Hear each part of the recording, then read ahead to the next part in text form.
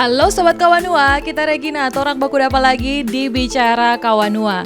Nah Sobat Kawanua, dari waktu ke waktu selalu masalah daftar pemilih menjadi perdebatan antara peserta pemilih, antara penyelenggara. Nah ini selalu terus-menerus terjadi. Nah baru-baru ini KPU sudah melaksanakan tahap coklit. Dan kira-kira bagaimana penyelenggaraannya dan juga bagaimana pengawasan terhadap coklit ini. Kali ini kita mau baca cerita sama-sama dengan kita narasumber yang sudah terhubung. Yang pertama ada Ibu Lani Ointu selaku Komisioner KPU Provinsi Sulawesi Utara. Halo Ibu Lani. Halo, selamat siang Mbak. Selamat siang Pak Kenli. Berikutnya selamat juga siang. ada tamu saya yang kedua, ini ada Pak Kenli Poluan sebagai Komisioner Bawaslu Provinsi Sulawesi Utara. Halo Pak Kenli. Halo, selamat siang, baik. Iya, oke. Nah, saya ingin ke Ibu Lani terlebih dahulu. Ini untuk coklit Ibu sudah selesai kan dilaksanakan oleh KPU? Ya, saat ini proses pencoklitan yang dilakukan oleh teman-teman PPDP sudah selesai. Karena sesuai dengan tahapan masa kerja teman-teman PPDP itu mulai dari tanggal 15 Juli sampai dengan tanggal 13 Agustus 2020. Tentunya coklitnya sudah selesai. Saat ini kita sudah akan masuk di proses DPHP nanti tanggal 7 sampai 29 Agustus. Namun bukan berarti bahwa teman-teman PPDP sudah selesai melaksanakan tugasnya, karena koordinasi dengan teman-teman PPDP masih terus berlanjut. Dan kita masih juga menerima laporan-laporan hasil pekerjaan teman-teman PPDP. Kira-kira masih ada temuan atau masukan dari masyarakat, tentunya kami harus tindak lanjuti. Makanya teman-teman PPDP memang masih berkoordinasi dengan kami. Baik, nah ini tadi Ibu Lani bicara soal temuan. Saya ingin ke Pak Kenli, temuan di lapangan apa saja Pak soal hasil coklit dari KPU? Terima kasih. Sebenarnya temuan kami sudah kami sampaikan ke KPU itu 2 kali ya. KPU Provinsi. Yeah. Pada tanggal 18 Juli kami sudah sampaikan himbauan pertama terkait 3 hari pelaksanaan coklit dan hasil pengawasan kami. Dan surat tanggal kalau tidak salah 12 atau 13 hasil pengawasan kami secara melekat per 11 Agustus. Nah, itu yang sudah akan disampaikan secara resmi ke kawan-kawan KPU dengan harapan itu beberapa atau berbagai masalah yang disampaikan itu ditindaklanjuti di lapangan. Apakah itu masalah sudah diselesaikan atau belum, itu tergantung teman-teman KPU ya. Misalnya di lapangan kami yang kami awasi itu 2 pendekatan.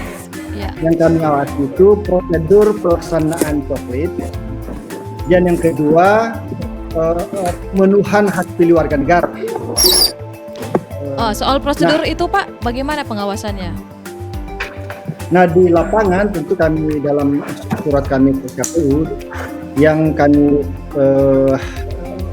temukan sebagai satu hasil pengawasan itu misalnya saja terkait dengan pelaksanaan kunjungan rumah dari PPDP yang tidak dijalankan secara ketentuan dengan mengunjungi rumah atau tidak menempelkan stiker dalam proses kunjungan rumah. Jadi datang ke rumah tapi stikernya tidak tertempel atau rumah tidak dikunjungi sama sekali. Itu hasil temuan dari Bawaslu. Ya, tidak dikunjungi atau tidak ditempel stiker dan beberapa prosedur COVID ya yang sudah kami sampaikan. Jadi prinsipnya kami masih menemukan ada warga negara ya, yang punya hak pilih yang belum masuk yang tidak masuk dalam AKWK. Sebenarnya basis pengawasan kami sebenarnya kan pelaksanaan pencatatan penelitian berdasarkan dokumen AKWK KPU. Nah, problemnya kan kami tidak punya AKWK-nya. Jadi kami kemudian melakukan pendekatan melekat, ya, pengawasan secara melekat. Kalau PPDP tidak mau koordinasi, tentu kami minta teman-teman di pengawas desa kelurahan untuk mencari jalan lain. Tapi kalau yang koordinasi itu bagus. Jadi saya kira ada sekitar 8 sampai 10 indikator hasil pengawasan yang sudah kami sampaikan ke KPU. Berarti hasilnya bukan berdasarkan AKWK begitu, Pak Kenli? Nah, bukan, karena begini, sebenarnya dalam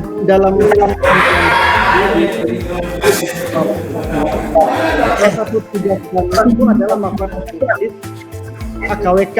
Apakah itu merupakan output dari sinkronisasi antara DP4 dari Kemendagri maupun DPT terakhir. Itu ketentuan internal kami dalam Perbawaslu, tapi kan ada ketentuan internal KPU, ya, melalui surat keputusan yang mengalahkan Perbawaslu kami. Iya. Itu soal. Jadi ada benturan aturan begitu, Pak, ya? Kalau ya di lapangan di tingkat regulasinya begitu, ya. Walaupun memang ketentuan itu menjadi kewenangan Bawaslu RI dan KPU RI. Ya. Tentu kami paham, Ibu Lani dan jajaran di KPU Provinsi melakukan pelaksanaan pemutakhiran daftar pemilih berdasarkan regulasi yang dikeluarkan oleh KPU RI. Tapi memang kami tidak memegang itu. Nah, akhirnya karena kami tidak memegang dan ada tugas pengawasan dalam Perbawaslu kami harus melakukan analisis, ya. Maka cara menganalisis kami itu adalah mencari pendekatan lain, ya. Yang karena dokumen kami tidak punya, yang kami punya hanya DP4 dan tentu koordinasi dengan pihak-pihak yang kami anggap bisa berkoordinasi dan terbuka, ya, untuk termasuk sebenarnya teman-teman kecamatan dari KPU, PPDP, PPS yang sebagian besar mau terbuka, ya. Tetapi ada juga yang sebagian besar, yang sebagian lagi tertutup, tidak mau koordinasi dengan pengawas di lapangan kami. Ya, baik. Ibu Lani, itu bagaimana, Bu, soal temuan dari Bawaslu? Ada PPDP yang bisa koordinasi, ada yang tertutup. Itu jadi bagaimana? Bahkan tadi soal temuan yang rumah itu tidak dikunjungi, apa dibenarkan dari pihak KPU dan PPDP atau bagaimana, Ibu Lani? Oke, terima kasih, Mbak. Kami sudah menerima memang himbauan dari Bawaslu 2 kali, ya, ada di surat secara resmi pada kami, dan tentunya himbauan tersebut juga sudah kami tindak lanjuti, yaitu meneruskan kepada teman-teman KPU kabupaten kota. Ya. Nah, himbauan tersebut memang disarankan kepada kami memang di masa-masa proses coklit yang sementara berlangsung. Artinya itu tetap kami sangat berterima kasih terhadap teman-teman Bawaslu juga yang sudah memberikan data. Artinya ini juga bisa membantu kami bagaimana nanti proses pemutakhiran data pemilih ini, proses coklit ini akan lebih menghasilkan data-data yang sangat valid, yang akurat tentunya. Namun tentunya ada juga permasalahan-permasalahan yang wajib juga harus kita ketahui bersama, bahwa namanya persoalan data, bicara data ini harus memang lebih datatif. Kami sudah menyarankan kepada teman-teman KPU Kabupaten Kota, memberikan arahan bahwa semua temuan apapun itu yang jadi tindak lanjut rekomendasi dari teman Bawaslu juga terkait proses coklit yang di lapangan wajib kita tindak lanjuti.